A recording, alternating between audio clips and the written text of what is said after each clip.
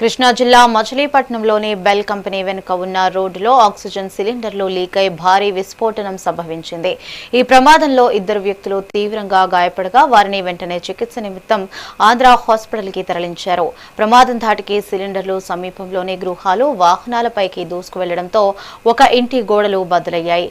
అలాగే ఒక కారు, పలు వాహనాలు పూర్తిగా ధ్వంసమయ్యాయి. జలానివాసాల మధ్య ఆక్సిజన్ సిలిండర్ల గోదాము నిర్వహించడంపై స్థానికులు తీవ్ర ఆగ్రహం వ్యక్తం చేస్తూ ఆందోళనకు దిగారు. జిల్లా ఫైర్ ఆఫీసర్ యేసురత్నం ఘటనా స్థలాన్ని పరిశీలించి దీనిపై విచారణ జరిపి బాధ్యులపై కఠిన చర్యలు తీసుకుంటామని హామీ ఇచ్చారు.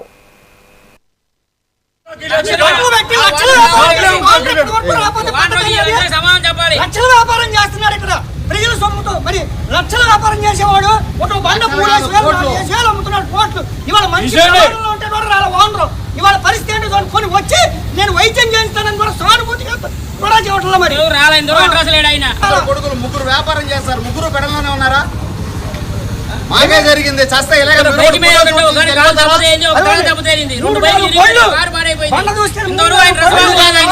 మనుషులకి ప్రాణానికి రక్షణ ఇది తీయాలి. మాట్లాడే ఒకటి ఇద్దరు కూలోళ్ళు మాట్లాడి ఏం చేద్దాం, పెడితే ఆడ కేసు